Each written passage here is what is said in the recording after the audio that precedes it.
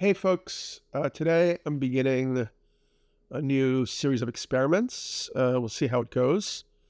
I guess I'm interested in, finding new ways to respond to this really intense, critical, historical, almost mythological moment that we're in right now. I've been thinking about it a lot, and I have a lot of context and background, and I've studied and reflected a lot in a very kind of unique kind of path. So I think I have a lot of tools to bring to this moment that could help us figure out how to respond to what's happening, hopefully. It's a difficult situation, no doubt about it.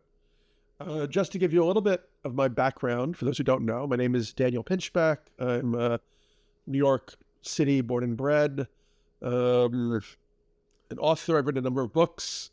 I used to write for the New York Times Magazine and Rolling Stone and Esquire and Wired and so on. Before that, I was a columnist for different art magazines and an editor, and I edited a literary magazine. But I kind of became somewhat well-known over 20 years ago, 2002, when I published my first book, Breaking Open the Head, on psychedelic shamanism. And that book was for Random House, and it was kind of a time when nobody on the East Coast was taking psychedelics seriously. They were still very repressed and taboo. And so that book was one of the first in a long time to be kind of received well by the culture. And that took the visionary psychedelic experience very seriously. And for that book, I went through a number of initiatory journeys. I went to Gabon in West Africa. I went through the Iboga initiation. I went down to the Amazon in Ecuador to work with the Sequoia, an ancient ayahuasca lineage. I visited the Mazatecs in Mexico, in Oaxaca, where we rediscovered the mushroom psilocybin back in the 50s. I also met up with Sasha Shulgin, the famous chemist who resynthesized MDMA and discovered hundreds of psychedelics starting in the 60s, including 2CB and 2CI and DOB and all this crazy stuff. So I wrote that book. And we'll get into what that book meant more as we go on here. I then wrote a second book that came out in 2006-07. That was 2012, The Return of Quetzalcoatl. That was looking at the prophecies of indigenous cultures like the Hopi and the Maya and the Aztecs, and kind of correlating them with all sorts of other ideas. And I was very interested in Terence McKenna's work and Jose Arguelles' work and Carl Jung and philosopher called Jean Gebser, Heidegger, and so on. And I also went through a kind of initiatory journey with that book that included working with the Santo Daime, a Brazilian-based religion that uses ayahuasca as its sacrament and kind of like brings together indigenous and Christian elements in kind of a new synthesis. I also explored ideas around extraterrestrials, crop circles. I spent 2 summers in England exploring the whole phenomenon of the crop circles. And it's at some point in this, let's say, series, I'd really like to explore all of these things. I also, in a way, ultimately catastrophically for myself, was exploring eros, the ideas of free sexuality, open relationships, polyamory. And at that point, I was very convinced around sexual emancipation, sexual liberation as a positive path for humanity. This has come up very recently in this I'm a little bit fascinated right now by this Aubrey Marcus podcast with his wife and his girlfriend and this, kind of therapist, philosopher, Mark Gaffney. Another thing I hope to explore at some point in depth. So I'm thinking that in a series of kind of discursive videos, some of them reactions to different topics in the culture, we can kind of go deep. And I'm very much I guess in a way a leftist. I'm an anarchist. My belief is that, ultimately we want a society without hierarchy, without kind of like, layers of elite privilege and so on. So I find myself very much in the tradition of like Rousseau's discourse on the origin of inequality, and the thinker Murray Bookchin, who was a social ecologist who wrote a number of amazing books. I probably haven't read most of them, but I did read The Ecology of Freedom. And he had very in a way, very extreme, radical ideas. So in a way, I'm a, psychedelic anarchist. I don't really do many psychedelics right now for various reasons we can discuss. And I'm also what's called a monistic or analytic idealist. So this is something that I worked out when I wrote my 2006 book, 2012, The Return of Quetzalcoatl. This idea that actually consciousness is the foundational layer of reality rather than anything physical or material. It's something that makes a lot more sense.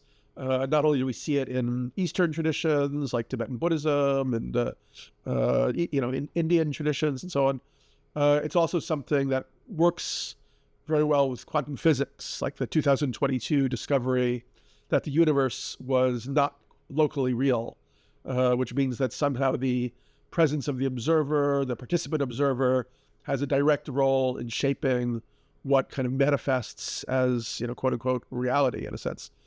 This obviously fits very well with ideas of Eastern culture, such as the Buddha's idea, as perceived, so appears. So I hope to get into that much more. And really what I want to ultimately kind of like get to, and substantiate in a way through a series of approaches, let's say, is that, Western contemporary society is in this kind of meaning crisis, secular humanism, kind of atheism, materialism have proved to be too limited, let's say, for the possibilities and, kind of realities, let's say, even of what a human can experience in a more kind of multidimensional way. And I think that we see that's one kind of reason for what's happening right now. This sort of what we're seeing right now is a sort of this regression back into traditionalism, into Christianity, into authoritarian social structures, and but I feel that is that's, as I said, that's a regression, and there is a stage forward for humanity which involves an embrace of this idealism, this monistic idealist perspective, which then kind of repositions the religious faiths, the esoteric traditions, and actually reinfuses reality itself with meaning and purpose. So that's what I'm hoping to explore here. Now, I have to admit, I don't find myself to be the most charismatic and amazing speaker at this point in my life. And that's just what it is. So I'm going to do my best here. And, I'm kind of also very used at this point to being attacked. I have a pretty tough skin. If things do go viral or if I get into trouble in various ways, I can probably handle it at this point in my life. But I'm looking forward very much to really, starting a video inquiry, investigation into the many layers of what's happening right now.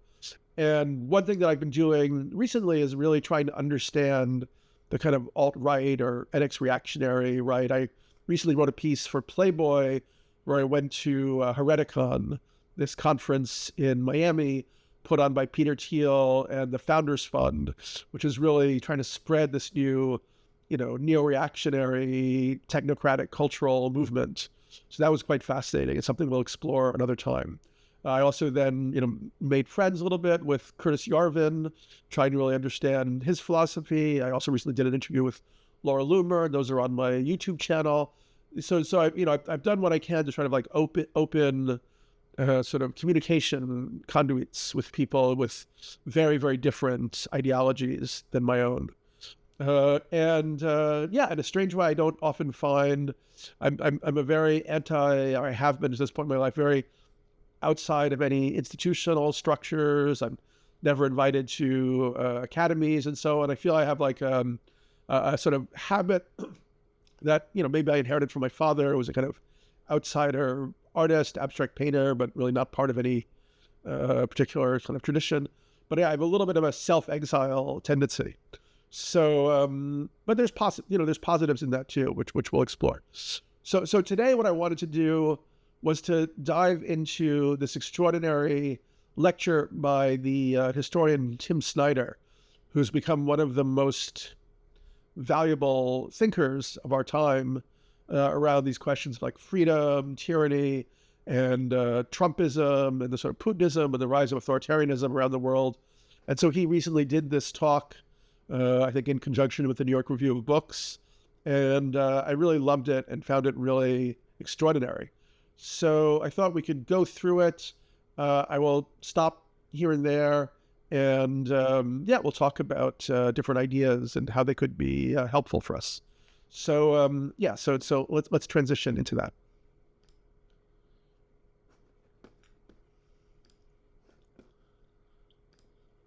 Is by reference to paganism. So let me make clear what I mean by paganism, because first of all, paganism is one of these words that you're no longer supposed to use. But I can't say pre-Christian because that's terribly anachronistic, and I can't say native religions because I have in mind something much more of an ideal type. I'm going to be referring on and off to early Scandinavia. When I have a moment to do historical work, what I'm trying to do is to write a kind of interpretive history of the lands of what are now Ukraine over the last 7,000 years. And one of the interesting moments is precisely Scandinavia, the pre-Christian pagan Scandinavians and their move to Kiev. So I'm going to be using them as examples here, but I also have in mind paganism as pre-Christian Europe in a much broader sense. The case that I want to make involves thinking about three worlds. This is, for me anyway, and I hope it's for you also, a time when it's permissible and even required to use German words. So I'm going to be doing a little bit of that. I was on Lawrence O'Donnell the other night, and I said 5 German words in a row, which I believe has never happened on MSNBC or any other American television network ever. But I believe that this is the moment. So I think this idea that we've entered this sort of new paganism, which he's going to explore, is super fascinating. And I really love his articulation of the three worlds or the three natures. Nature as you interact with it, something like environment, but a little richer, and having to do with us as creatures. So I have in mind 3 ideas of nature, and the claim that I'm going to make, and it's kind of a reverse Hegelian claim, is that there was a first nature, and then it's encountering a second nature, and now we're in a third nature. But it's not that the first and second merge to create something better. It's that the first and the second merge to create something worse. So by the first nature, I'm going to have in mind this kind of ideal, typical notion of paganism, where you're... Yeah, just before we get back into it, so he talked about reverse Hegelianism. So as maybe many of you know, Hegel really had this vision of kind of history as this march towards higher states of consciousness, and ultimately the sort of consciousness of the absolute, which I guess he felt he was kind of almost like the forerunner of that. And so there would be a dialectic of history that would be resolved through this, kind of like integrated consciousness, synthesizing, the opposites, the master and the slave and so on. And of course, Marx took this, but he really made it a materialist critique and kind of argued that there was a kind of a class struggle, dialectic of classes, that this would ultimately lead to a utopian world scenario, which, I think he called it the dictatorship of the proletariat. But let's not get hung up on the word dictatorship there. We've got other thoughts about that word and where we are now. So, but I think what Tim Snyder is saying is that this Hegelian or Marxian or Ken Wilberian idea that, consciousness is evolving towards a higher state is something that we now have to question, because it almost seems in many ways as though consciousness is regressing and devolving. And this is something that, really matters a lot to me, because it was what I wrote about in my book, 2012, The Return of Quetzalcoatl, or republished as Quetzalcoatl Returns. I was super interested in this idea that, and, it was a time when I was working a lot with visionary substances and visionary plans, and, going to these transformational festivals a lot, like Burning Man. I really did feel that humanity was on the cusp of this massive awakening. And this was back in 2005 to 2012 or whatever. And what we've seen instead feels like, recently the opposite. That, and, when there's sort of even marker studies on cognitive decline, that have happened since 2010, which Snyder talks about later. So yeah, so this is one of the very interesting questions: is what's happened with this idea? In a way, like Ken Wilber almost has like a Protestant version of it, the sort of spiral dynamics model. There's the Hegelian model. There was Gebser's idea of the shifting from the Jean Gebser. He was an Austrian philosopher who basically just wrote this one huge, fascinating book, The Ever-Present Origin. And Gebser talked about this shift from kind of these different structures of consciousness that unfolded, and that we were in the mental rational structure, and that we were moving towards a new structure of consciousness that he identified as integral or aperspectival. But it seems like instead of this progress that we anticipated, many of us on a sort of philosophical level, there was the idea of liberal humanism, Francis Fukuyama, at the end of history, and so on. We've seen kind of like history and all of its ugliness and cruelty seems to be reasserting itself right now, and we have to ask why that is happening. And I think what Snyder provides is a very interesting, almost McLuhan-esque kind of interpretation of how these three natures have played out. So let's continue. Involved in I'm just hoping there are no actual historians out there today, by the way, because that was going to be super awkward for me. Like if there are any specialists on 8th century Scandinavian agriculture, I'm going to think like the cookies are going to be thrown. Okay, so but just imagine that you're engaged in agriculture and in hunting and you're beginning to be engaged in raiding, which are unpredictable economic activities, all of them in different ways. Hunting, raiding other people, agriculture because of the weather are unpredictable. You're in an era which has been set off, interestingly, by climate change. In the middle of the 6th century, climate change threw everything off. Now you're in this world of unpredictability where you're doing more raiding beyond Scandinavia. You're still carrying out agriculture. But the religion, the system of belief, is about, I would think anyway, it's about handling the inherent unpredictability. You have, the way you deal with nature involves a very light touch. You're not changing nature very quickly or very deeply. You're interacting with nature, but in a way that you can't control and which is unpredictable. And your language, your oracles, your practices of sacrifice, the charisma of your leaders, and your notion of value all reflect that. So that's the first nature that I have in mind. The second nature that I have in mind, which could go by various names, modernity or recorded history or something, or culture, right? The famous notion that our second nature is culture. So I have in mind the period where we have more control of nature.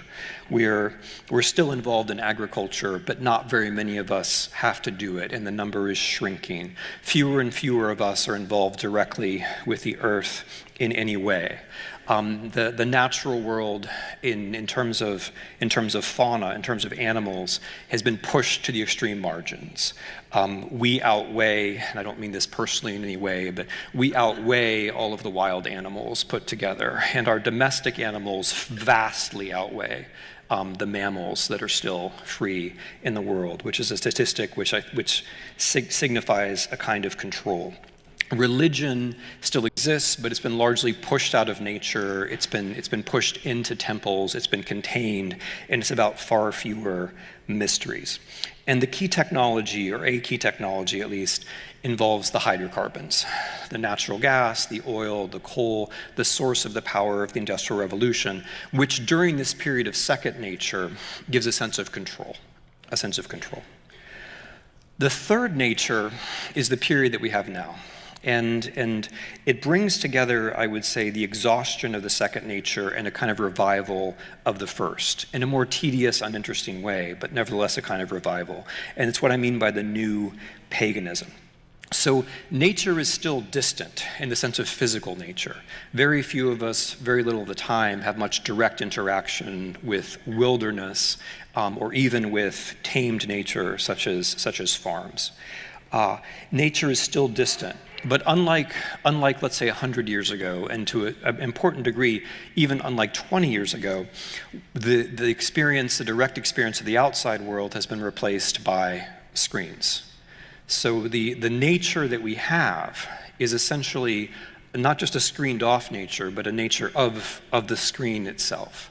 The statistics will vary depending on where you look, but if the average American spends 7 hours a day in front of social media, and then an additional hours a day in front of screens at work, and then if you add automobiles and commutes into that, you're looking at most of the day, right? So that in effect becomes our nature, the things that we're looking at when we're not asleep. And yeah, so that seems like a very fascinating idea to me. I mean, Murray Bookchin actually talked about first nature, writing back in the 60s and 70s, which was our kind of connection to the natural worlds when we were more like natural beings, then second nature being the world of culture that we project, and we mediate and interpret the world around us. I think he's making a very fascinating point that we're in this, what seems like it has to be a transitional period of this third nature, where we've replaced the the actual reality by a virtually mediated reality. It's very well stated, I think. Have become much more boring as a result, but I'm going to bracket that for another essay which Emily won't publish. So this is another nature, right? The computer and the car. And in this nature, hydrocarbons no longer mean control. We're still using them, but we're aware that the use of hydrocarbons doesn't allow us to control the Earth. It's changing the Earth in ways that we recognize and measure, might look away from, but involve loss of control, involve floods and fires and the melting of icebergs and so on. So hydrocarbons are still with us, but they now mean the loss of control rather than control. And incidentally, the digital, which distracts us from the hydrocarbon problem, makes it much, much worse. Because although we don't think about it, when we use digital technology, we're also burning hydrocarbons the entire time. And we're slipping into this weird moment where, precisely because we're addicted to the digital, we can't break our addiction to the hydrocarbons. So that's the Umwelt. That's the notion of nature that I'm thinking about. And within that, let me now try to think about, in this third nature, what those 5 categories look like that I mentioned before: language, the oracle, sacrifice, charisma, and value. So in the first nature, in this ideal typical paganism that I'm talking about, language is not so much about control. We're dealing with a society that is generally not literate. Language involves the celebration. Language involves solemnity. Language is around ritual. Poets use language to elevate and to honor a leader. But language is not something which generally allows for control. It's the Christians who use language, and especially written language, for control when they displace the pagans.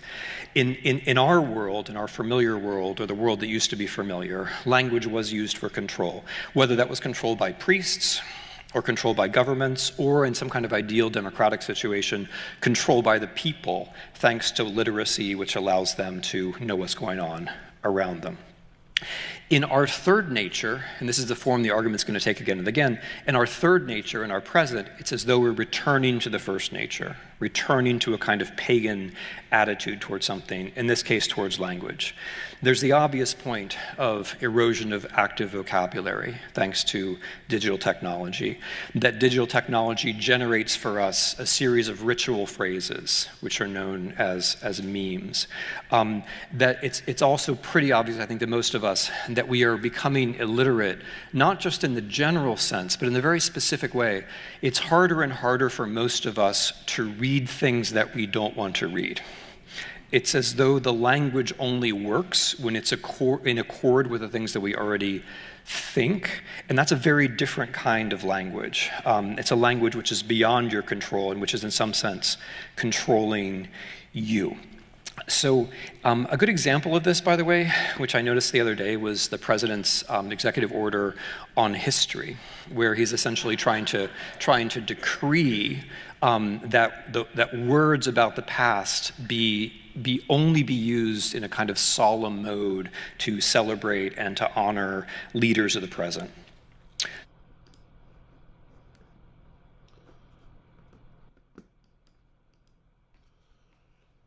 So, yeah, I think that's a very fascinating idea. So essentially his idea is that as we've entered this third nature of this screen-mediated reality, in some ways we've reverted back to this pagan, kind of like pre-Christian, pre-modern mentality.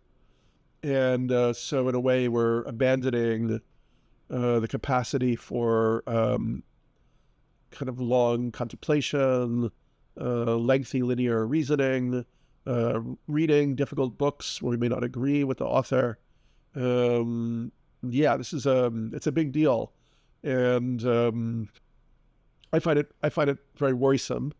One friend of mine, Warren Neidick, wrote a book called The Glossary of Cognitive Activism, and he's been thinking a lot about what he calls cognitive capitalism.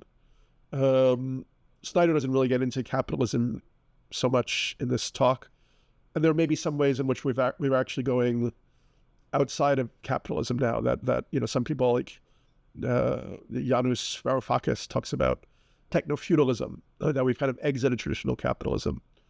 But essentially, capitalism is a system that's fueled by debt, that always looks for new markets to penetrate because it has to keep paying back the interest on that debt. And in a sense, we covered the whole world with markets, except for some very remote places. And so capitalism then had to find new markets, and the markets that it's found are more like in our brains, in our cognitive apparatus, in our psyche.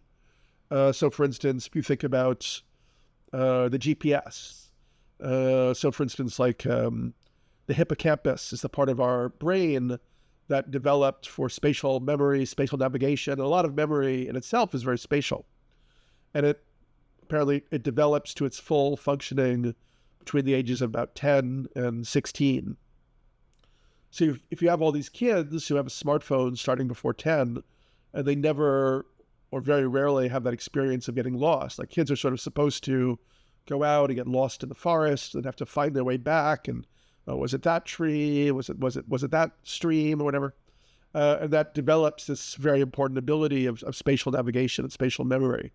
So we're kind of outsourcing that capacity to the internet, to the GPS systems, Apple Maps, Google Maps, and so it's almost like a permanent handicap that we're creating, and it's not sure if we can ever get that back when we're older, if the hippocampus has already reached its full development.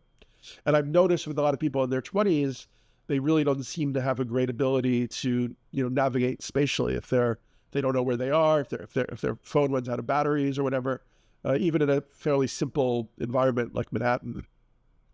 So I think that's concerning. And now we can see the same thing with ChatGPT, with LLMs, Claude, and so on, which obviously give us a lot of power and so on in different ways. But essentially people are outsourcing their reasoning faculties to these things. So there was recently a big article in New York Magazine about all these college students who are basically, using these LLMs to write their papers, that are even using other AI systems to add mistakes back into the paper. So it's not so obvious that they're LLM generated. So that's pretty intense. So I think he's making some great points here. That's language, the oracle. I think we're living in a world of the oracle. I think we've now returned to the oracle. Let me try to make that case. So what is an oracle? An oracle is an invisible or mostly invisible, obscure, hidden source of knowledge. You, in some sense, know how the oracle works. You know how you're supposed to approach it and engage with it. But you know the formula that are relevant for summoning the oracle or for getting her words. But deeply, you don't know how the oracle works. And that's the whole point of an oracle, that there's some structure that's invisible to you that is producing the answers that you don't really understand. In a myth or in a story, a visit to an oracle or to a sibyl would be part of a life story. It'd be part of a larger mythological biography. Something's going on in your life, in your family's life, in your generational life, and so you seek out an oracle to try to resolve a problem. You're seeking truth, and then in general, the oracle tells you something a bit ambiguous, and you head off somewhere to do something. And the magic of the oracle, I think, is this, that sometimes it works and sometimes it doesn't. That's why oracles are attractive. Like, it's an ambiguous formulation and they send you off to do things, and sometimes that works and sometimes it doesn't. And it's that tension, that uncertainty, which sends you back to the oracle the next time as well.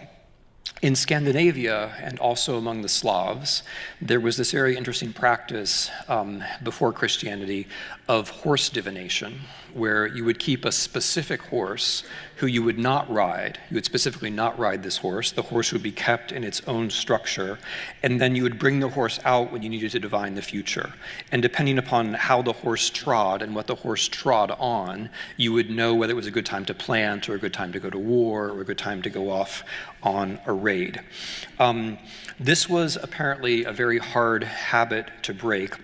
There are a number of stories, or it's the same story really, reaching from what's now Ukraine all the way to England, of a person, a ruler, being told that he's going to be killed by his special divining horse. And so in order to avoid that fate, the ruler has the horse killed and buried.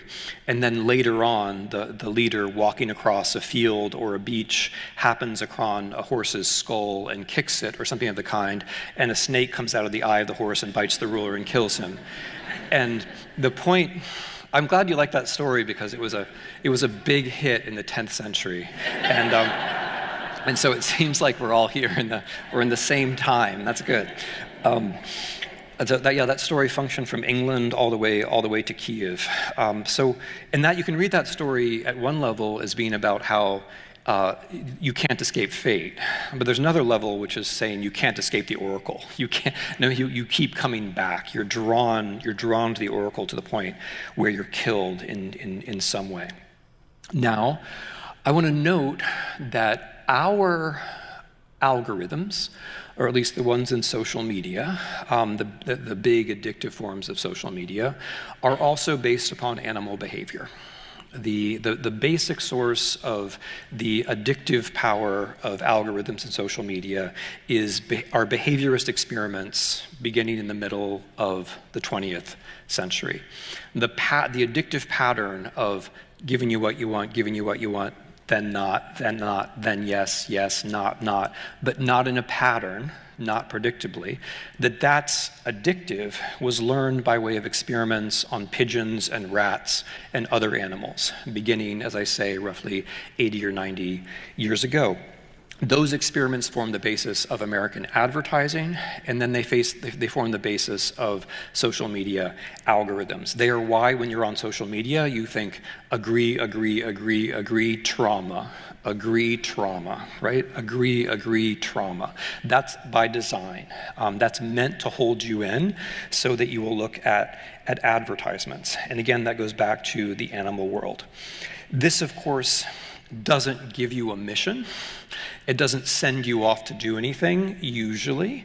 Eventually, maybe it does, like, for example, storm the Capitol. But in general, it doesn't. In general, it just holds you to the screen. There's not a journey involved. You don't have to go very far to find this particular kind of oracle. And so you see where I'm going with this. I believe that, I think there's a very open question about what your smartphone actually is. Of course, it's not a phone, right? Calling it a phone is a hilariously reductive and inappropriate euphemism, right? Your smartphone is not a phone. Whatever it is, it's not that. But what is it? And the case that I'm making here, as I'm sure you've understood, is it's an oracle. That the best definition of your phone is that it's an oracle.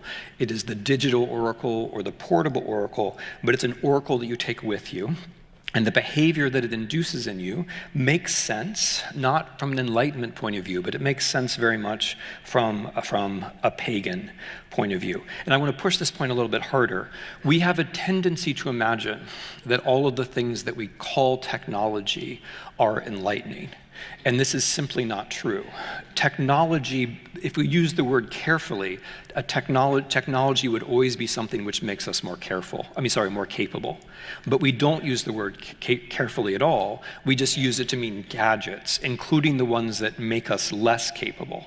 And I want to make the case again that your smartphone, it's not a phone. I also want to claim that it's not technology, at least not for most people most of the time, because I think for most people most of the time it makes us less capable. Now I know there are all kinds of exceptions and many of you use it very wisely, and I know you have to reach your kids at school, but grosso modo, we are all less capable than we were in 2010.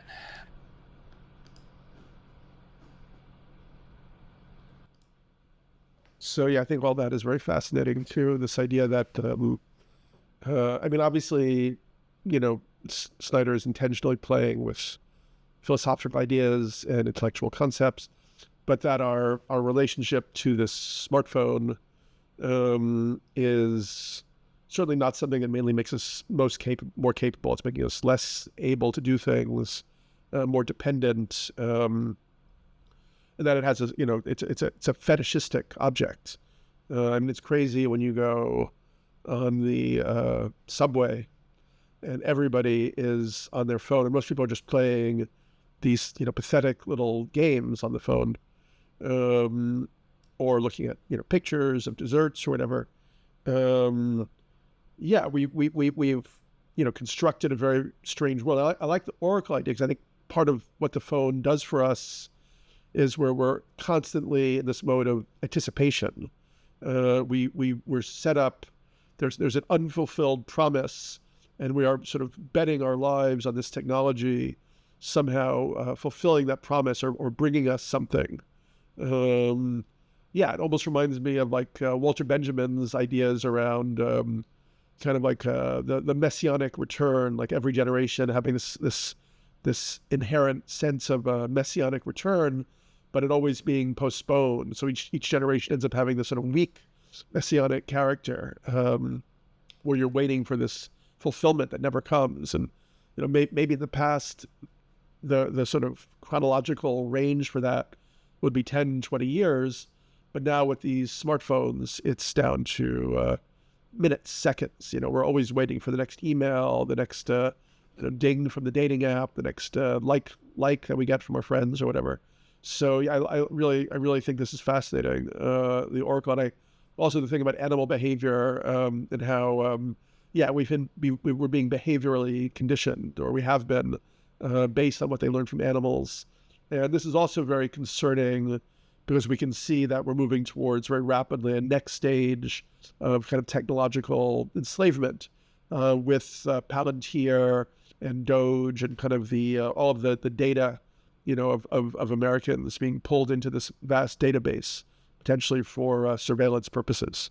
But anyway, let's go back to the video.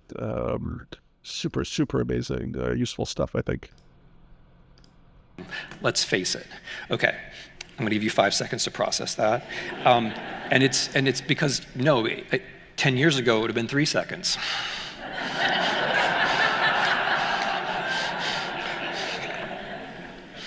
Okay, so the third category that I want to work through, thank you for laughing at the stupid joke, by the way. Yeah, but obviously we're at a very critical time now where we really need our critical discernment and reflective capacities more than ever, because there are so many existential threats happening so rapidly, whether it's the ecological threat, which the Trump regime is trying to completely avoid and sort of suppress, or the AI threat, or even the geopolitical conflict threat, the potential collapse of food systems, and so on. So at a time when we all really need to be discerning and reflecting, it's like our attention has been completely captured into this sort of numb space of these devices. So I mean, he's being very charming, I think, and finding a very, very enjoyable ways to approach these quite painful topics. That shows me that there's still hope, because like when, so long as you know that you're getting dumber, there's still hope for you. It's that moment when you're like, no, I'm not getting stupid. Then, yeah. Okay. Third category is sacrifice. So the end of human sacrifice is a classical threshold for moving into our kind of civilization, whether it's the ancient Greeks in their stories like Euripides and Iphigenia, or whether it's half true or quarter true Christian stories of conversion of peoples in Europe and elsewhere. Getting over human sacrifice into something else is a major threshold from what I'm calling the first nature into the second. But I want to pause for a moment again on the appeal of sacrifice. The appeal of sacrifice, it seems to me, has to do also with the unpredictable workings of sacrifice. That, like oracles, sacrifice has the characteristic. This is being recorded, so I want to make it clear that I'm not in any way advocating this practice. But human sacrifice has the appeal that sometimes it works and sometimes it doesn't. Right? Sometimes you win the battle afterwards, and sometimes you don't. Sometimes the weather turns, and sometimes it. I like the point that he's making here around the oracle and sacrifice, in terms of having a sort of numinous kind of religious perspective on the nature of reality. That it's actually their unpredictability that is what holds fixates people on them and makes them hard to give up. It's an interesting perspective. And so you just, you need to keep trying and make sure you're doing the practice, make sure you're carrying out the ritual correctly. The other appeal of human sacrifice, or of any sacrifice, is that you're losing something of value.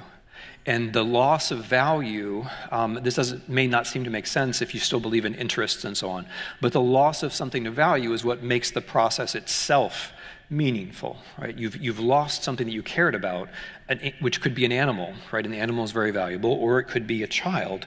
But it's the loss of something which is valuable, which makes the process meaningful. So, yeah, and in fact, we know in a lot of indigenous societies, the chiefs or the leaders were, the ones who sacrificed the most.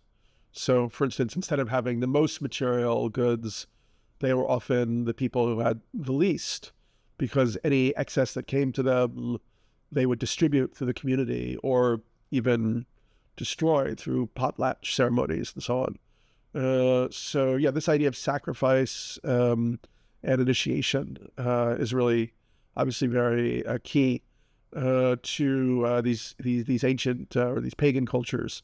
And and as we'll see, it's recurring again now, but in a sort of low grade primitive version, which is also very problematic.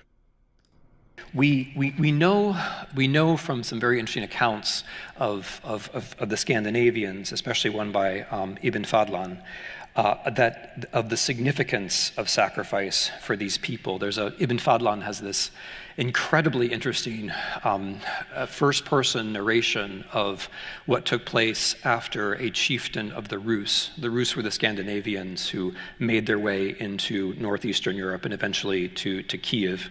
An account of what happened when a chieftain or an important trader of the Rus died. The process went on for days. There were various inclinations in the directions of divinities.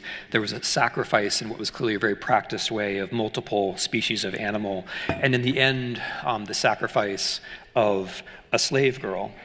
And in all of this, you have a kind of remarkable mixture of life and death and sex and marriage, because the young woman was thinking of herself as marrying the chieftain when she was sacrificed. Sobriety and intoxication, drugs were used by all, animals and humans all together.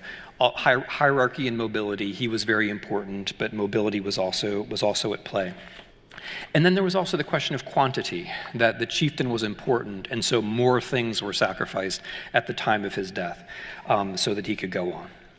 Now, I want to think about sacrifice in terms of our politics, in terms of our third nature.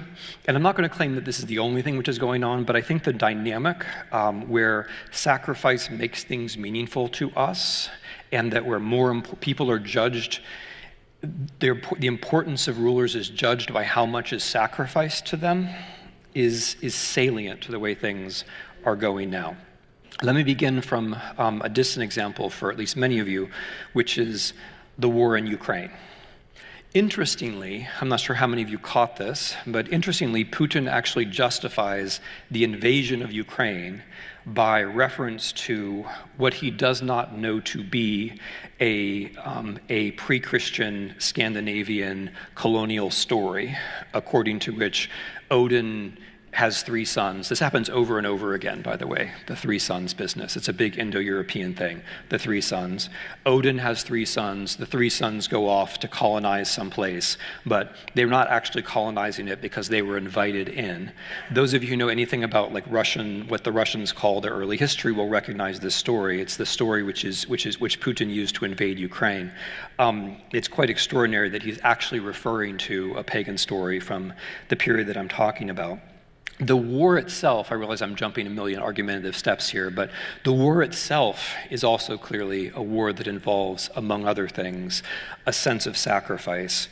There have been about 1 million Russian casualties, which is quite a lot, and more than one I think can really justify by any notion of Russian interests, and I think even more than one can really explain by way of conventional political arguments like Putin is invested in the war and therefore can't lose.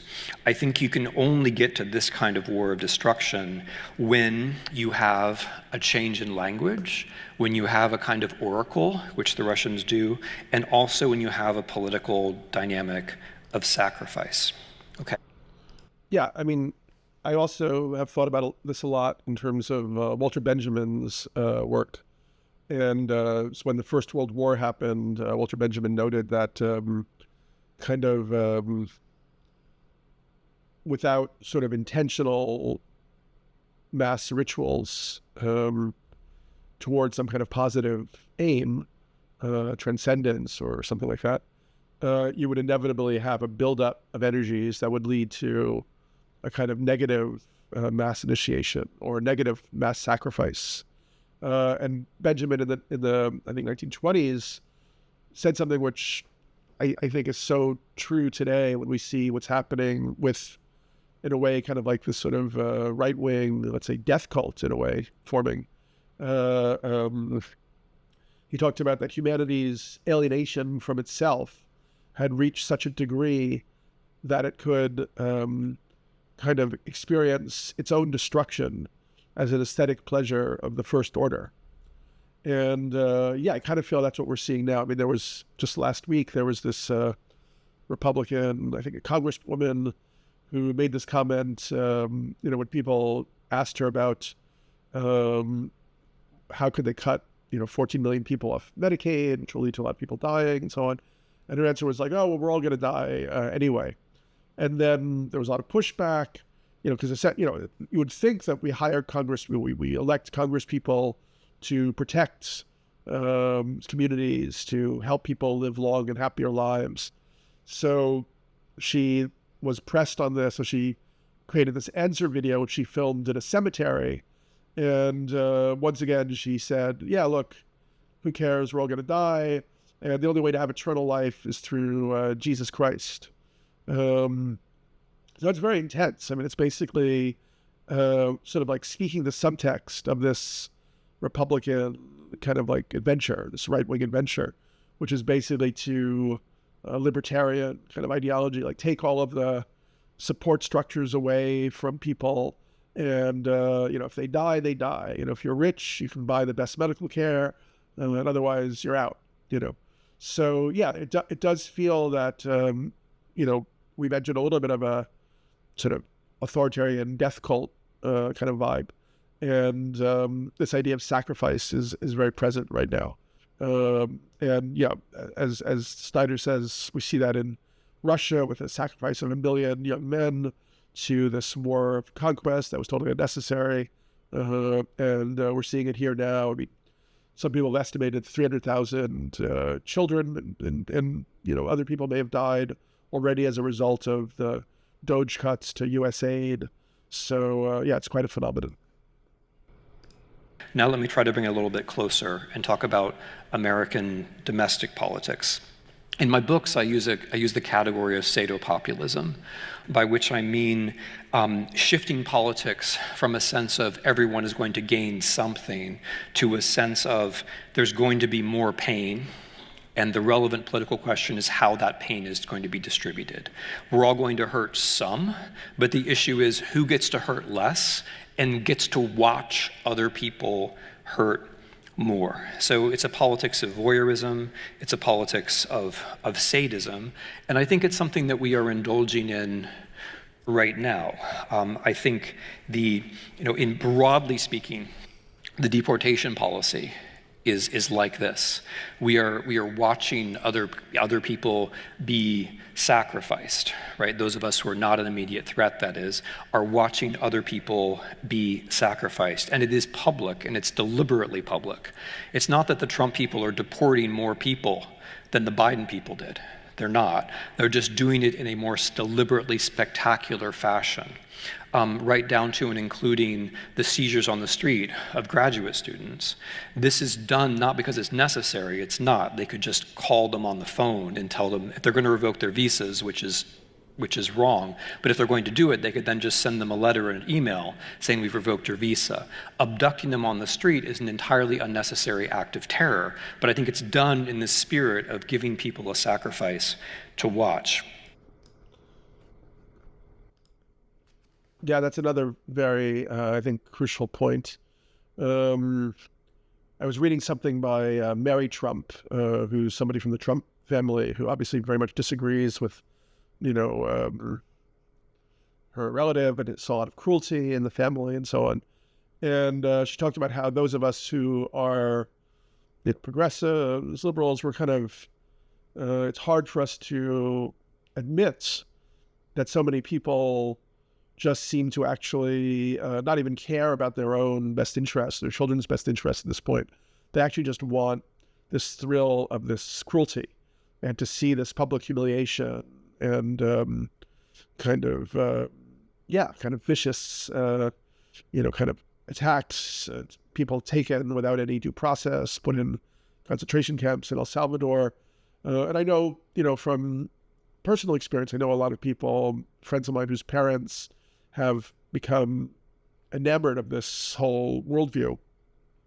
And it's very sad. I mean, we have to then track back, because let's say I personally don't think that people are inherently bad or horrible or cruel, but I think that the structure of American life over the last, half century or more has led them into this horrible state where their own lives feel so vapid and vacuous and unpleasant to them, and they're just sitting, eating cardboard food, taking cardboard drugs, and they're watching Fox News and feeling this frustration, and this sets their own lives. They didn't get to experience much, and so on.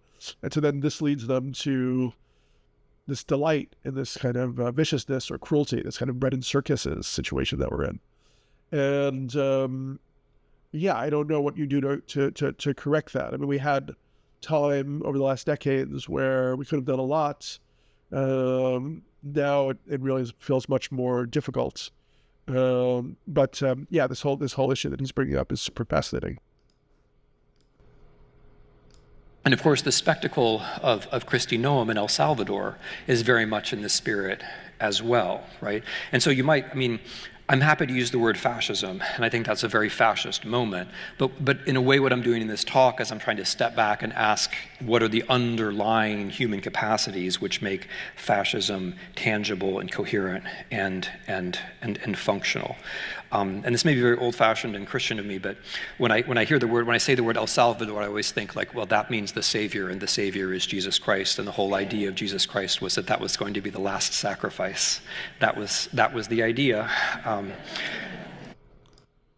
Yeah, well, that's a really significant point also. And I mean, I think that from what I can ascertain from his books and reading about him, Tim Snyder is a normal kind of secular humanist, probably an atheist, but that really gets into something very archetypal when you think about, El Salvador being the savior, being the place where these people are being sent to this punitive, these concentration camps where there's, they say the only way to get out of them is in a coffin. Yeah, it's quite shocking, actually. Yeah, it's these archetypes and these mythological structures that are being played with consciously or unconsciously by the rulers. In foreign policy, I think we can see very much the same thing. The Trump policy towards Ukraine is one of, I hope I am wrong, but I don't believe so, is one of sacrificing the country. The Trump policy towards Canada and Greenland, I think, is very much the same. It's a policy of letting things go and letting the Russians in.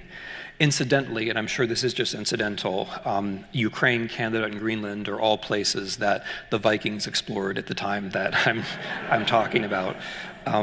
There is this funny sense that like Putin justifies, invading Ukraine because of Vikings. And now we're talking about our deep historical, I don't know if you've been following this, but the president released a video about our deep historical connection to Greenland, which is very much on the Putin model, right? But what would that deep historical connection be? Presumably the Vikings who landed in Canada, which is also our country or something. But I'm trying to make a serious point here, which is that there was until a few weeks ago, the Ukrainians had a perfectly reasonable chance of winning the war, and indeed were connected in a web of alliances. And that web of alliances went beyond Ukraine, obviously, into Europe and into North America. What the Trump administration is doing is that it's breaking the alliances, breaking the relationships, creating a world in which many things were possible that weren't possible before, but none of them is good. And none of them is actually in the interest of the United States. And I think in a way that's the point that. Yeah. So once again, this was 2 months ago, and there's been some developments around Ukraine. Just last weekend, Ukrainians launched this incredible military operation against bombers in Russia.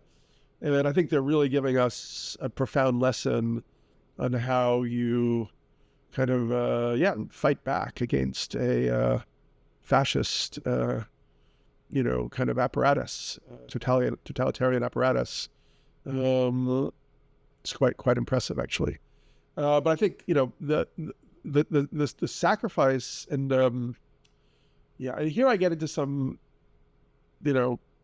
esoteric ideas, like Rudolf Steiner, who I've written and thought a lot about, who was a Austrian visionary from the beginning of the 20th century. He also talked about how, every evolutionary stage required, in a way, a great deal of sacrifice.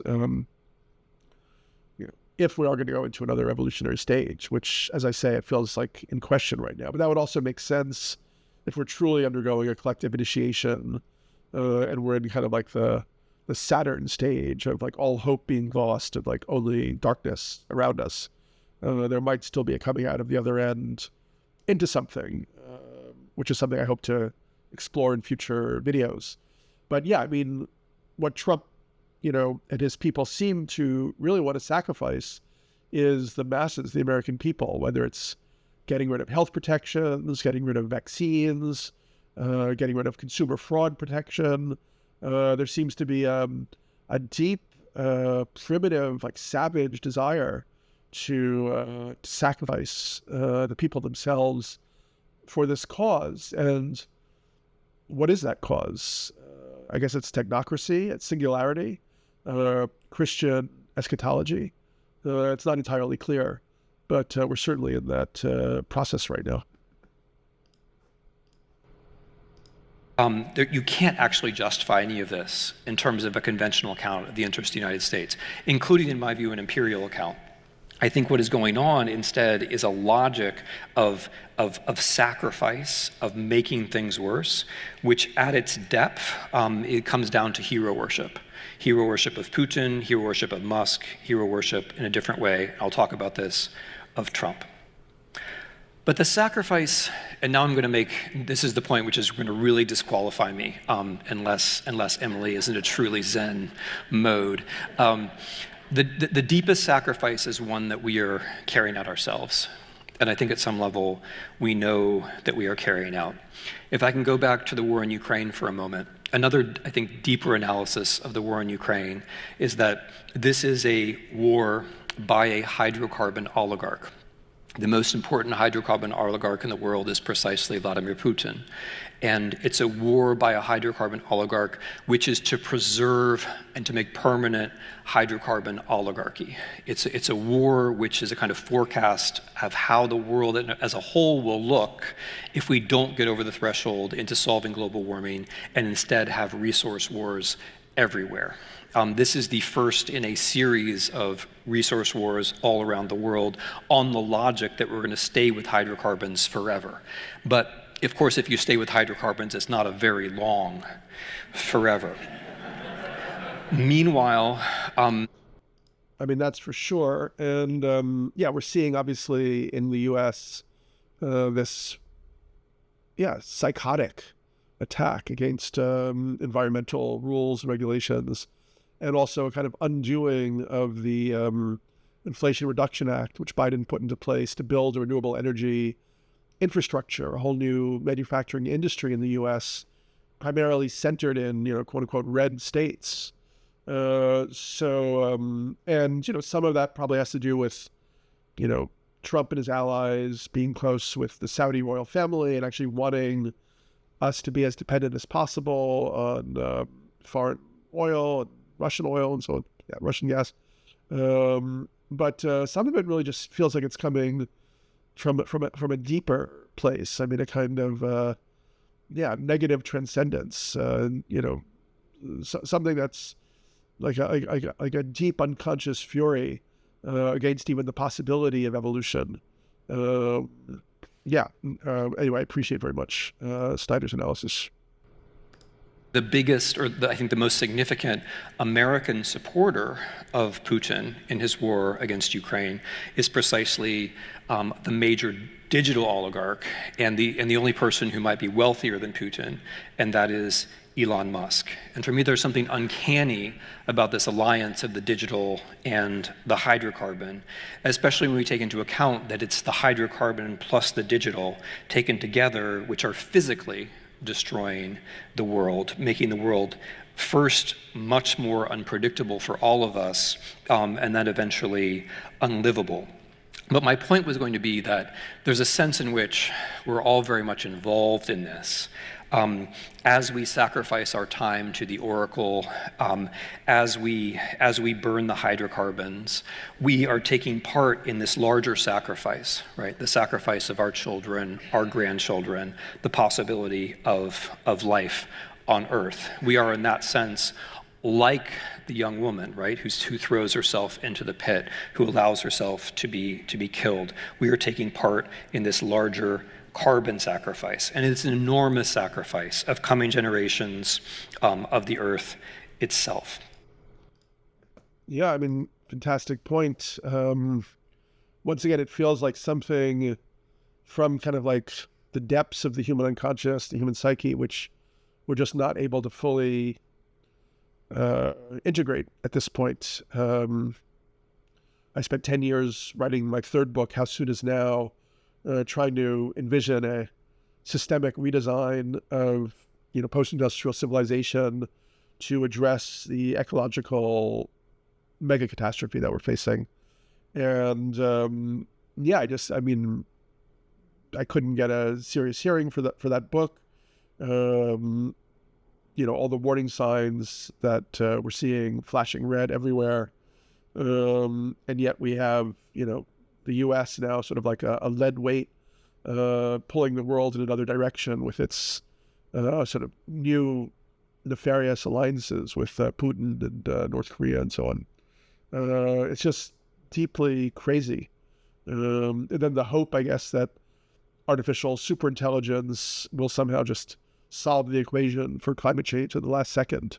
But yeah, we're putting a lot of eggs in that basket, and technology doesn't always work that way. And of course, as we get into this dynamic, the Earth itself becomes the generator of unpredictability, right? And of course, it already is for many people around the world, and it's becoming so for more people around the world. Places like California or Southern California are more unpredictable than they used to be. America's coasts in general, the American prairie, much of America is less predictable than it was. We're bringing back to our own nature the kind of unpredictability or unmasterability which was characteristic of the first nature that I was talking about. We're bringing that back. Okay. That's a point that Nietzsche also made, actually, that, out of our psychology, man had this kind of inner necessity to create a insecure, dangerous world for itself, through wars and, everything else that we've seen, instability, even when our technology had reached this level of proficiency where we could have had a quite secure and safe world if we'd handled things differently. So, charisma. Newt Gingrich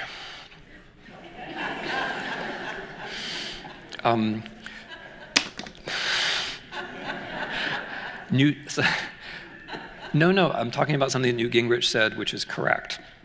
So you may not have caught this, but Newt Gingrich at one point referred to Trump as a character. He said Trump for something like this, I'm paraphrasing. Trump for his followers is like a hero out of a Viking saga. I mean, that's bingo. Totally. And I believe that that is absolutely correct.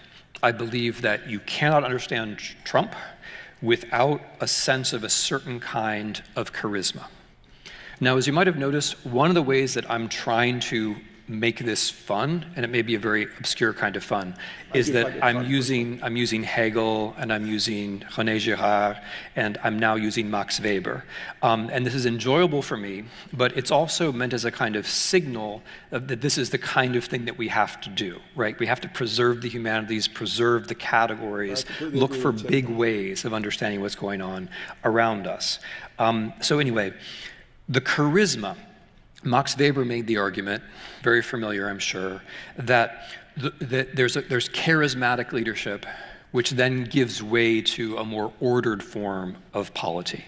And that the trick in forming what we might call a state is getting from charismatic leadership into something like predictable ritual or law. And the charismatic leader, of course, can rely on a world of sacrifice and oracles and obscure and ambiguous language. Whereas in order to get to that other thing, the institutions, the law, the predictability, you have to have language that functions in a different way, which is more impersonal. You have to have norms that make political and social life more predictable. So for Weber, there was a kind of magical transitional moment where you get from the rulers, like the Viking raiders, who have charisma, who have their retinues, who have a certain kind of very impressive capability, but who can't.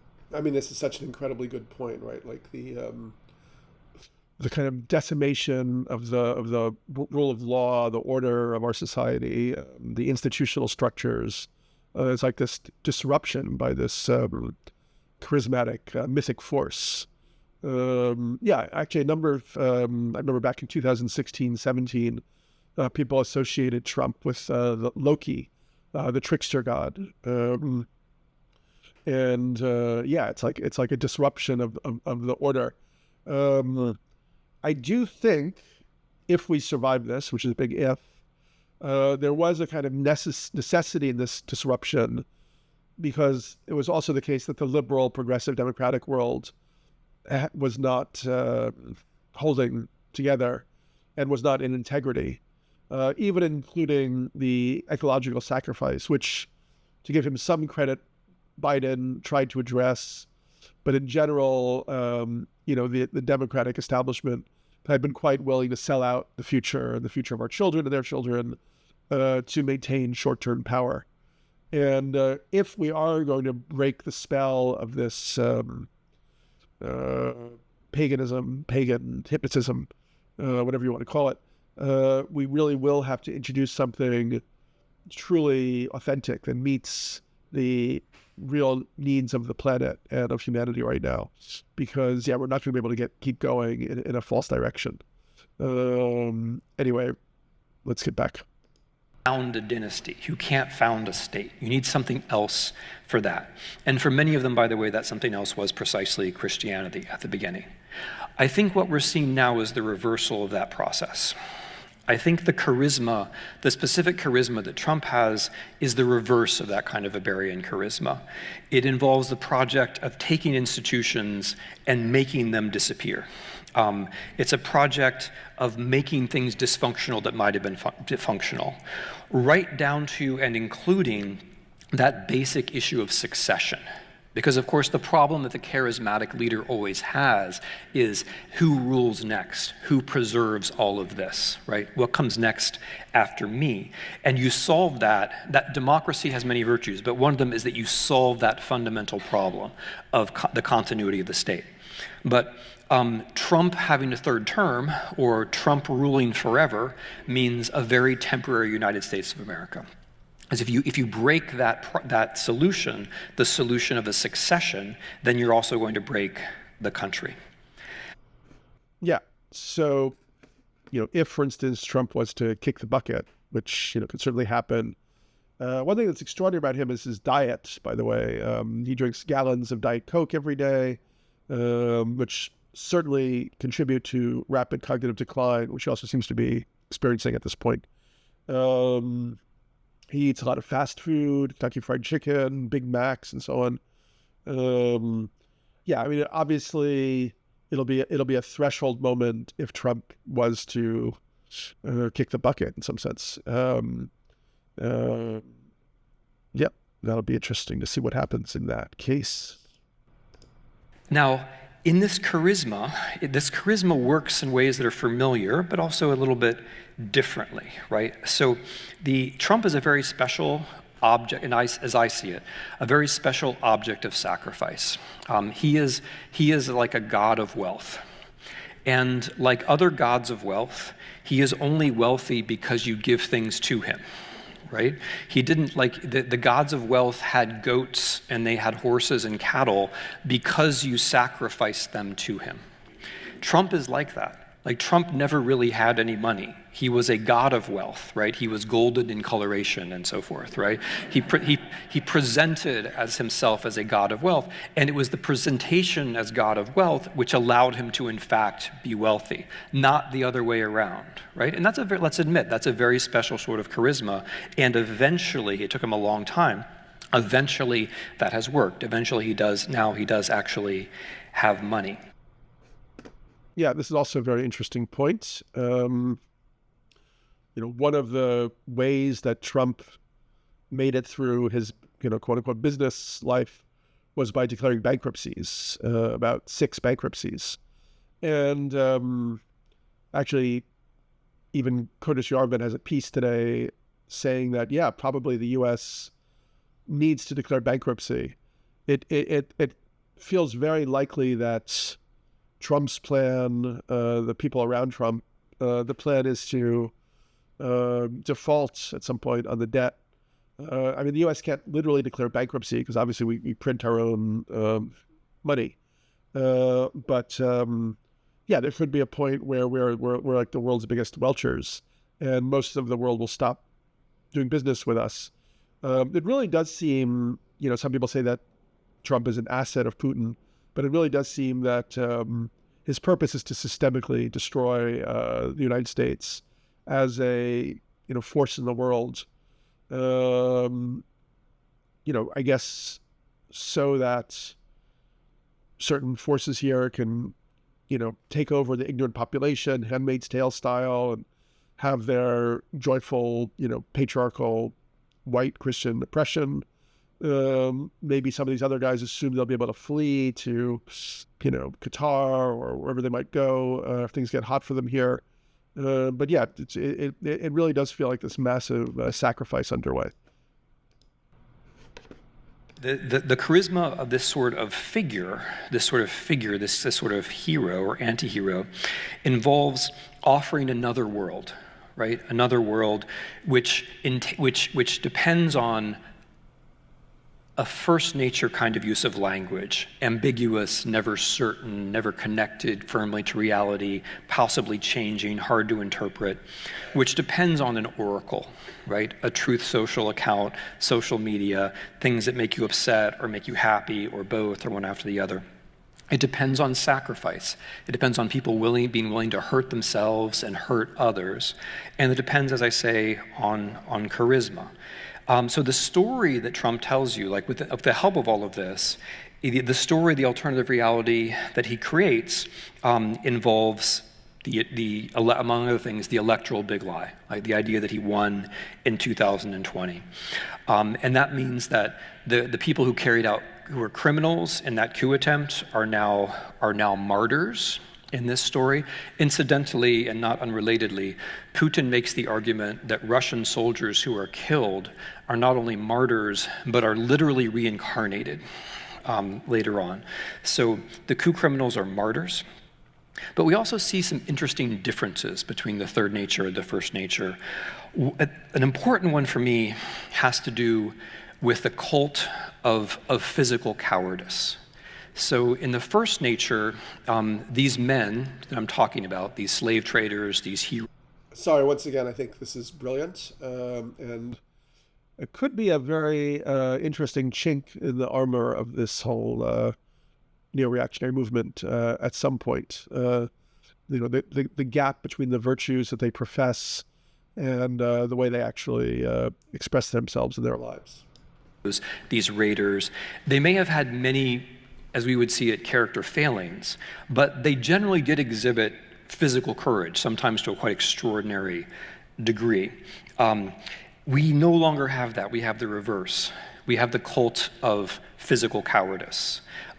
We have performative masculinity, which lacks the performance of masculinity, right? It consists entirely in the negative, in verbally demeaning, right? Verbally demeaning, harassing others. I mean, obviously, Trump and Vance's kind of ambush Zelensky in the Oval Office was an example of this, as well as their recent ambush of the South African president, showing him these fake videos that had nothing to do with this sort of imaginary white genocide. Summoning third parties to commit violence against, but what it doesn't involve is physical courage.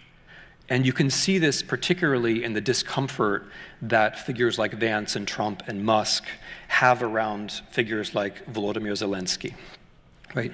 They have a problem with actual masculine physical courage. It's very provocative to them because what they need is instead a cult of physical cowardice, where they are the top men precisely because by way of their verbal charisma and their aura, they can provoke violence in a kind of passive-aggressive sort of way.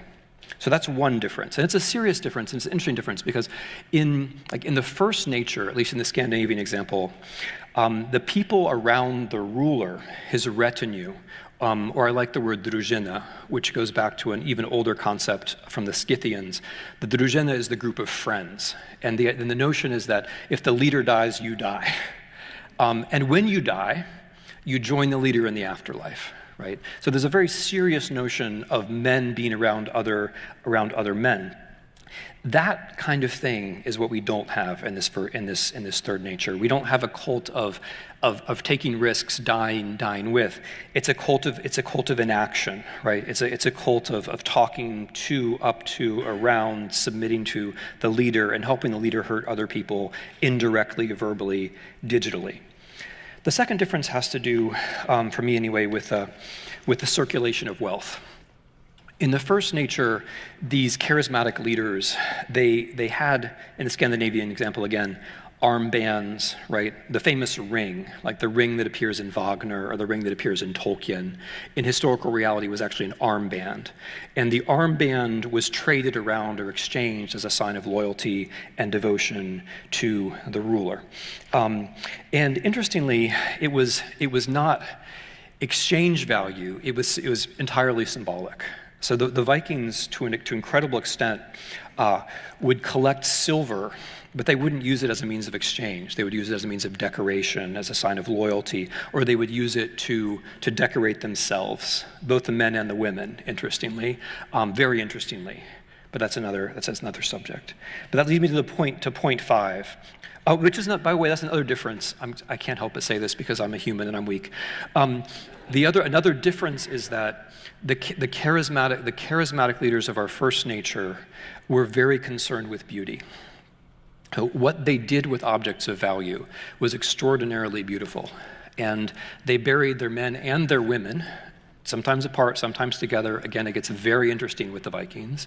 But they buried the people they cherished with beautiful and valuable things, to the point where I find it in a way shameful to compare the way that they could let valuable things go, and that we can't. But okay, close parenthesis. Fifth point is precisely value.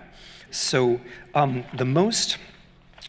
the Vikings collected silver for a couple of centuries from the Arabs, who were the great power at the time, in exchange for mostly slaves, as the Scandinavians don't like to say anymore because they're nice social democrats, but mostly slaves, to some extent furs and other goods. And the interesting thing, as I say, is that they didn't really use that silver so much for exchange. One of the striking things that they did with it, and I was pondering this when I was on the island of Gotland, where much of this and perhaps most of this silver has been found, is that they would bury the silver in hoards. They would just bury it. And probably the reason why they did this was because they believed that they could take it with them. That there was something called Odin's Law, which if it was beneath the earth, it was in Odin's realm, and then when you were beneath the earth, when you were dead, you could take it with you, right, to Valhalla. So this was a notion of immortality, right? These kinds of pagans believed that if they carried out acts of courage and died in the right way, they could be immortal. But it wasn't a literal, so this is something which has changed. We have the hoarding, right? This is the thing which is very interesting about our billionaires or multi-billionaires or centibillionaires. The terms are racing to catch up with the reality. When you have $100 billion, let's go crazy. I would even say when you have $50 billion, it's no longer about exchange value. It's no longer about what you can buy for that.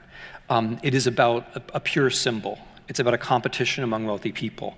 It's about symbols, and it's about living forever. And the striking thing and it's hoarding. This is an interesting thing and a depressing one, but they can't give it away. They find it impossible to give it away, and so therefore they will die with it. They can't give it away. And we know this as a matter of fact because the Gates Foundation tries to get billionaires to pledge to give X percentage of their wealth away, and they simply won't do it. So they're going to die with it. So there's hoarding.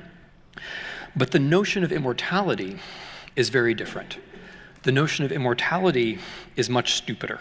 I mean, I think there is and I'm sure many of you have read these texts too, but I think there's a dignity and a complexity in the notion that you will be immortal because you have achieved immortal things, because of your deeds, right? Which is what Odin conveys. That the way to be immortal is to have done things that are immortal. Whereas we have the cartoonishly idiotic notion of immortality, which is that we are going to biologically I think live he's completely forever, here. which is something that nobody in the 10th century hoarding of these to tech billionaires particularly believe is right? All And about this this idea notion that of with artificial the one superintelligence, with all the tubes and the this is chemicals and the also why they vitamins feel they and need Greenland and Canada for the immortality, which is resources and the pretty capacity to widespread power, generate the power kinds of and so people on, that I'm is talking that they're going to achieve literal immortality and kind of become like another race. It's valorizes not courage, but quite to the contrary, it valorizes cowardice. Because if you believe that you could physically live forever, then every day is a source of threat.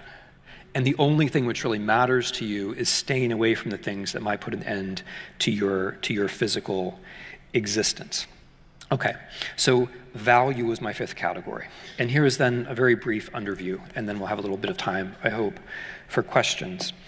The argument that I've made here in talking about value... So just to go over his 5 categories, which he's looked at. Language, oracle, sacrifice, charisma, and now value. And he's arguing that these are 5 examples of ways, as we've embedded ourselves deeper in this third nature of screens, leaving behind the sort of second nature of the kind of hydrocarbon cultural world, which alienated us from our physical environment, but not entirely as we are now. We've actually gone back to this kind of more primal, kind of pagan way of connecting to the world and reality, kind of like pre-literate, reactive, and full of like fetishes and taboos and dangers in a way. Charisma and sacrifice and oracles and language is an argument about an Umwelt, about a change in environment. I made a very broad, somewhat historical case about 3 historical stages. A first nature, a second nature, which we're losing, and a third nature, which is emerging. And the structure of that argument has been a kind of reverse Hegelian one, in which I'm saying that features from the first nature and features from the second nature are combining, not for some kind of lovely Aufhebung, but in fact for a sort of depressing decline, which has the worst features of both of the prior natures. That's been the shape of my argument. It has to do, and the causal force in this argument has to do with changes in the world around us. To some extent, we've made these changes ourselves, but it has to do with the kind of nature that we face. Do we face a nature of unpredictable agriculture, unpredictable raiding and hunting? Do we face a nature which has been mastered by agriculture and industry? Or do we face a nature which beyond us is out of control, but in front of our faces is controlling us, which is the third nature. So it's been a big, broad causal argument. But my closing underview is that we have made, there's also an ideology of this. There's been an ideology which has made this more likely. And that is the notion, as I try to call it in my freedom book anyway, the notion of negative freedom. An argument which poses as enlightenment and as rationality, which has reduced humanity to the notion of means ends rationality.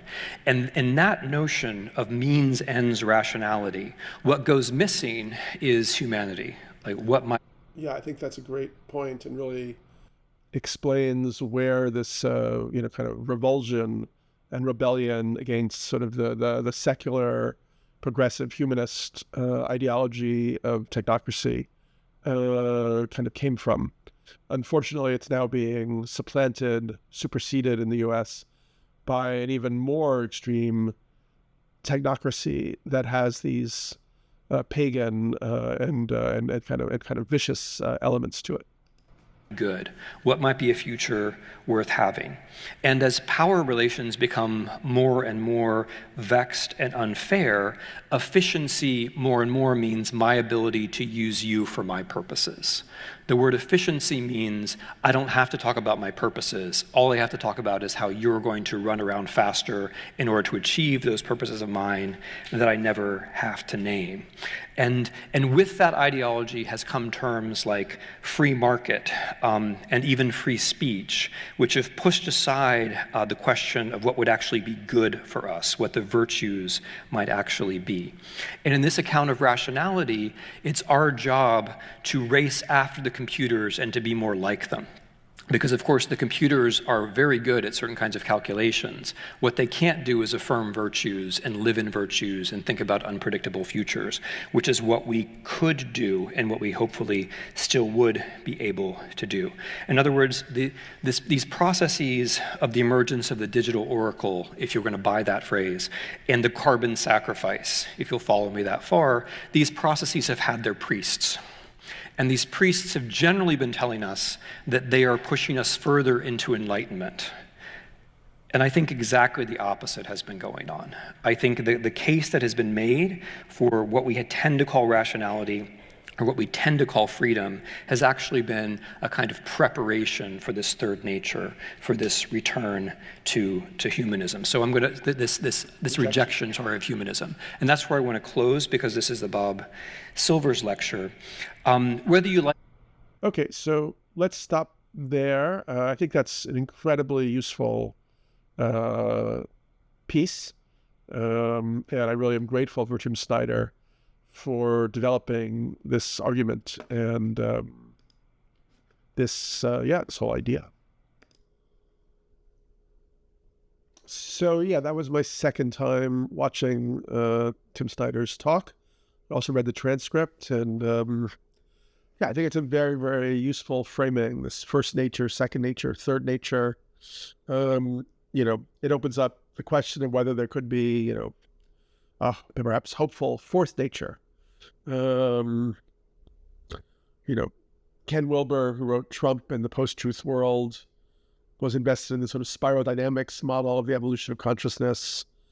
And he suggested that the sort of regression that we saw with Trump was due to kind of flaws in the previous structure of consciousness, where I can't remember the color, but that structure had, was very focused on individualism and, freedom. It led to the civil rights movement and the ecology movement in the 60s, but it also led to kind of deconstruction and the sense that there was no objective or privileged position. And in a way, this opened the door for intense subjectification, subjectivity, and the sort of fake news that truth is just whoever has the microphone declares is truth, which seems to be part of where we've gotten into this deep, dark cul-de-sac right now. And of course, we're in this cul-de-sac because a huge amount of money and power has been exerted to bring about this situation, whether it's like Fox News or the Supreme Court or the Heritage Foundation and all of the, cunning that went into figuring out how to drive wedges into the collective American psyche. I mean, I think we are seeing a very powerful model of how to resist a totalitarian threat in what's happening with Ukraine's resistance against Putin and Russia. But of course, that's an invasion situation. We're here in our own country, and we're watching our institutions, our establishments, our various authority structures being dismantled and replaced with a pagan hero cult around this sort of strange, cowardly, demigod who has this tremendous focus on personal enrichment in a way that I don't think we would have seen in the ancient world. So the question of, is there a through? Is there a way that we can assimilate? I mean, Lewis Mumford, who's one of my favorite 20th century critics, talked about how humanity needed to go through this stage. This was back in the 40s, 50s. It wasn't quite where it is now, of kind of the assimilating the objectivity and the impersonality of the machine realm, so that ultimately we could become more distinctly human. The danger, of course, is getting subsumed by that mechanical dimension, which I think something like Neuralink suggests the ultimate danger of kind of dissociation and soul loss, which we're seeing in Elon Musk and videos of him at the White House recently, where he is obviously showing, drug addiction, ketamine addiction, kind of like symptoms and so on. So it's a fascinating moment, and I completely agree with Timothy Snyder that we need to bring all of our humanist education, philosophical and anthropological weight to bear on it. And I really hope that people will, break the dissociative trance and go into a mode of study, reflection. We need new concepts, kind of a new romantic, mythological, radical insurgency to kind of approach this thing on the terms that make sense. Anyway, thanks for listening to me today. Please let me know if you like this, my first reaction video. Would love to hear comments. Also, if you made it to this point, please subscribe on YouTube. If you're watching this on Substack, please go to YouTube and subscribe to my feed there, as it'll help me build kind of the future audience for this type of content. Thank you so much. Have a beautiful day.